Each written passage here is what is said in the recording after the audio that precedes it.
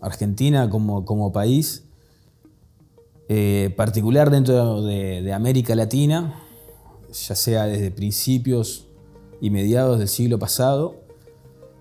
Argentina como un país cuya sociedad permitió a Gino Germani, sociólogo pionero, digamos, que estudió sobre la estructura social y el desarrollo de la movilidad social en Argentina, y permitió particularizar la sociedad argentina dentro de las sociedades de América Latina como una sociedad de amplias clases medias, con amplios canales de movilidad social ascendente para estas posiciones de clases medias, para un conjunto de migrantes que llegaban a la Argentina a principios del siglo pasado y pudieron incorporarse a la sociedad, y cuyos hijos, digamos, pudieron desarrollarse como profesionales, incorporándose a estas clases medias profesionales. Todo eso no solamente por el deseo o la voluntad, digamos, de ese ascenso social, sino también porque existían canales abiertos para que eso pase. Eso es como un tipo de Argentina, ¿no? Una Argentina específica que se suele caracterizar como esa sociedad, esa Argentina de amplias clases medias, que a partir de los años 70, ya los estudios de Susana Torrado comienzan a matizar, digamos, esta imagen de Argentina, y empieza a compaginarla más con las sociedades de América Latina. Empieza a aparecer un estrato de trabajadores marginales con un peso cada vez mayor, que termina por tomar gran preponderancia ya a fines de los años 90, con un desarrollo más grande también del cuentapropismo, y no cuentapropismo como una ocupación buscada, sino como ocupación refugio frente a la falta de dinamismo de un empleo formal, salariado, registrado. Y todo esto pensando en que, en gran medida, la distribución y el acceso a la vivienda y a la casa propia como posibilidad también está fuertemente fomentado desde el Estado a partir de créditos hipotecarios que suelen tener, digamos, como beneficiarios a trabajadores asalariados y registrados, ¿no? Entonces tenemos ese tipo de sociedad que contrasta en grandes aspectos, no solamente en los aspectos estructurales, digamos, de estructura social y de oportunidades de vida, sino también, obviamente, a partir de políticas públicas que fomentan ese acceso a la vivienda. Contrasta fuertemente con las clases medias post-90, ¿no? Y por supuesto que para abordar este problema desde una ciencia social es apropiado repensar desde el dónde venimos. Y por eso quizás la referencia a esta tradición argentina marcada por la inmigración, por la consolidación de la Argentina con los hijos de los inmigrantes, su profesionalización, su acceso a la casa propia, el auge de lo que fue el peronismo en el siglo pasado y luego las crisis que vinieron sociales y la descomposición a partir de la década del 70. Como fenómenos más actuales tenemos que contextualizar también con la globalización y su impacto cultural en las nuevas generaciones y las nuevas fragmentaciones sociales que también estamos viendo y que reconfiguran lo que es la sociedad o las sociedades hoy en día. Para pensar en los jóvenes, quizás una palabra muy genérica, tenemos que también pensar de qué jóvenes estamos hablando, anclados en qué sector social, con qué expectativas y con qué posibilidades. Sobre esas cuestiones se va a detener ahora el sociólogo Pablo Amsler.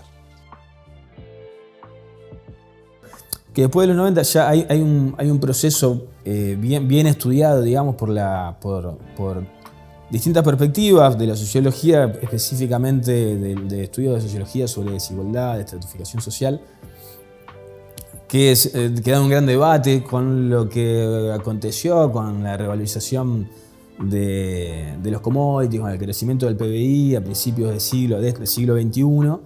Se da todo un proceso de recomposición social, de recomposición de las clases medias. Esas clases medias que se vieron disminuidas por las políticas de régimen de acumulación flexible de fines del siglo pasado, se recomponen y se recomponen también en sus ingresos, pero respecto de una dimensión específica que tiene que ver con el acceso a la vivienda, eso aún queda como una deuda pendiente. Y en particular, si nosotros, eso pensando más que nada, cuando pensamos en estructura social, pensamos específicamente, en este caso, ¿no? Y en los estudios más de una perspectiva más tradicional de la estructura social, pensamos a partir de ocupaciones. Son ocupaciones que nos permiten identificar las posiciones de las personas dentro de un sistema de estratificación social.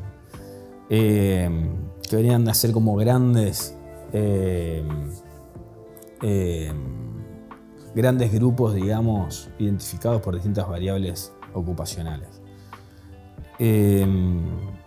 Ahora bien, si nos enfocamos específicamente en la población joven, muchas veces esta se ve más afectada por distintos fenómenos, más afectada no de manera positiva, ¿no? Entonces vamos a ver, también porque no están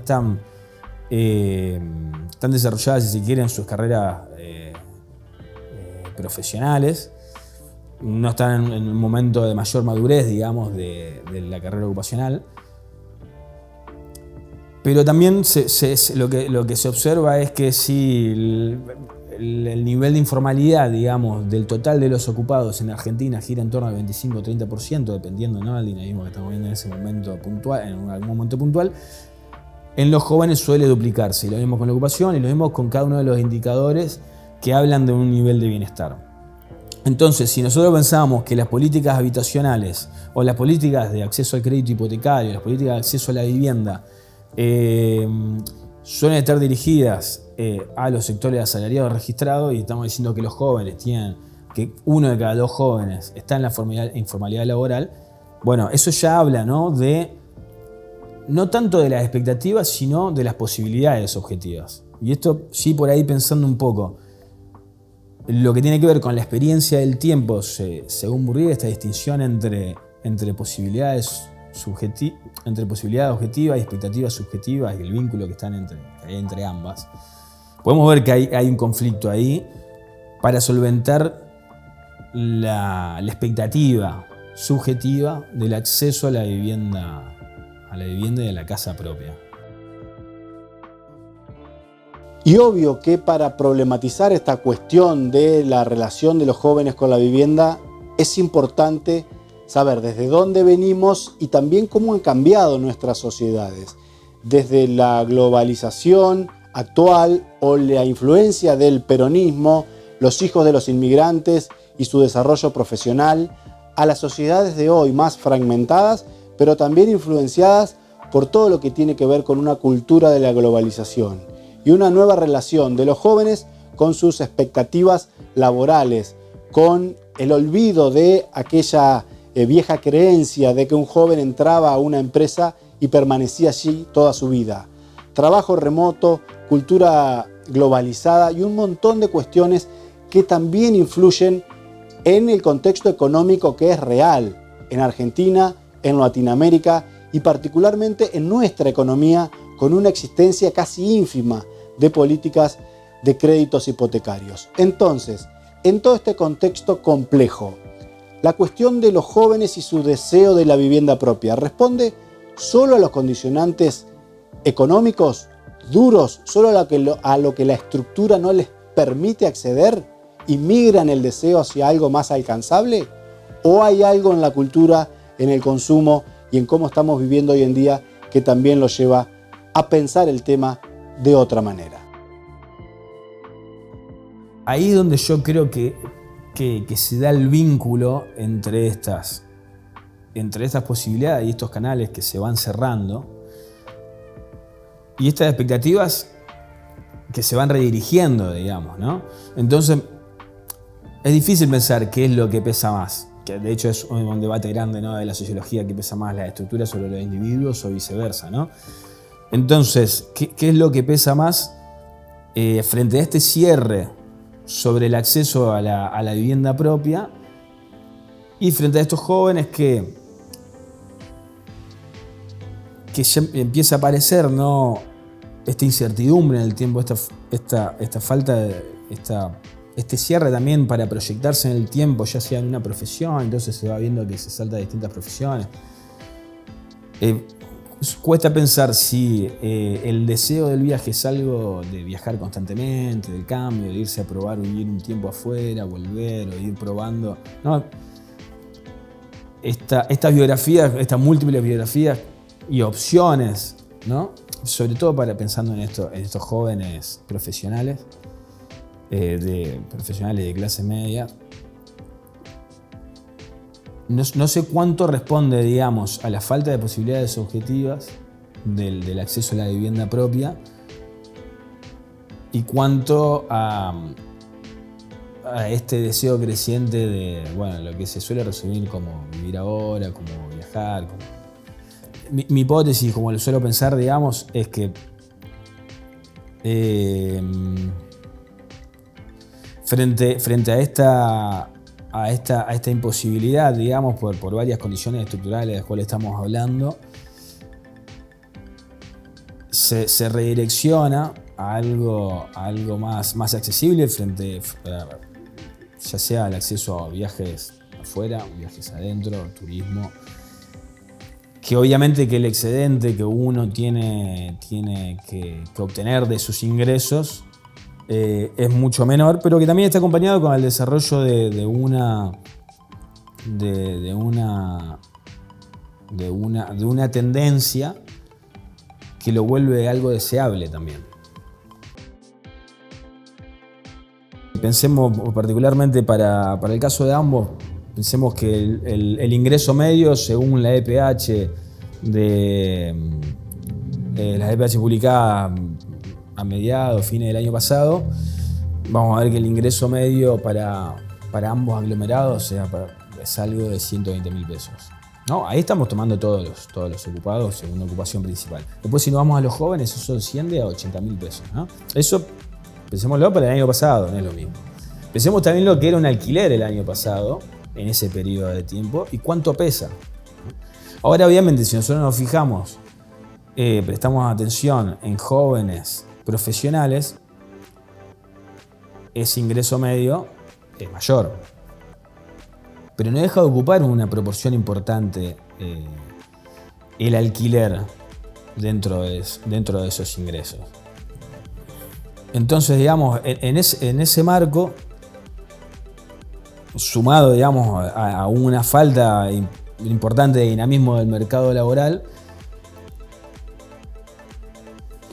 y el cambio también en la proyección del mismo tiempo, ¿no? De cuánto uno puede proyectarse en el tiempo. No sé, pienso, si volvemos un poco al contraste de esa sociedad argentina del mediado del siglo pasado, ¿cuánto puede proyectar? Pensemos también el ciclo que tenían esos jóvenes, ¿no? En una misma ocupación, y cuánto hoy va cambiando eso, así como también, pienso como distintas dimensiones que se van transformando y van haciendo a esta problemática, ¿no? Y también los cambios demográficos de los cuales estaban hablando, ¿no? De los cambios ya sea en la tasa de fertilidad como los cambios también en la edad y en la composición de los hogares, ¿no? Yo lo que no sé si eso es realmente algo deseable o también es una imposibilidad propia de esto, de la falta de dinamismo del mercado laboral, ¿entendés? Entonces, si vamos a decir, los jóvenes de hoy, de clase media, profesionales, ¿no?, ya graduados y todo, ¿quieren tener una casa propia? Yo creo que sí. ¿Quién diría que no? ¿Eh? Y por último le preguntamos al profesor Amsler si él cree que finalmente lo que está sucediendo es que los jóvenes o este sector de jóvenes de clase media acomodan sus expectativas en base a lo que el entorno le ofrece. Parece por muchas de sus explicaciones que él cree que es así, que no hay un cambio tajante, digamos, muy marcado, en que los jóvenes ya no deseen tener la casa propia, sino que el contexto los obliga quizás a pensar en cosas más posibles. Si antes estaba ese ofrecimiento de la composición de un hogar, de una familia, y de poder acceder a esa vivienda, entonces estaba esa oferta, estaba esa posibilidad de vida. Y de hecho hasta era deseable y hasta en cierto sentido era normativa. Normativa quiero decir, era lo normado socialmente como objetivo de vida, y si te salías de eso probablemente al ser normado tenga alguna clase de sanción, ¿no? Frente a ese cierre, también, bueno, algo se te tiene que ofrecer para poder proyectarte en el tiempo, para poder proyectarte en la hora, pues, algo se tiene que ofrecer. Y a mi parecer, digamos, frente a esa capacidad de acceso, es que me parece que la oferta del viaje, de poder tomarse unas vacaciones, de poder viajar, a poder ahorrar, la verdad es que no es mucho lo que, si uno compara, ¿no? El excedente que uno tiene que tener para acceder a la vivienda propia, para acceder a un viaje, de pronto me parece que también hay que ver los distintos tipos de oferta de estos viajes que hay para distintas posiciones de clase, también esta posición de clase asociada a un tipo de ingreso, ¿no? No es lo mismo si vos sos una persona de clase media profesional que accede a determinado tipo de ingreso, quizás pueda acceder de esta manera a un viaje al extranjero, o por otro lado, determinado tipo de clase media, un viaje de turismo dentro del territorio nacional también. Entonces, me parece que hay también un poco de esa oferta, y frente a esto también el desarrollo de ese deseo, ¿no? El deseo también va atado a que esa posibilidad objetiva sea concretable, ¿no?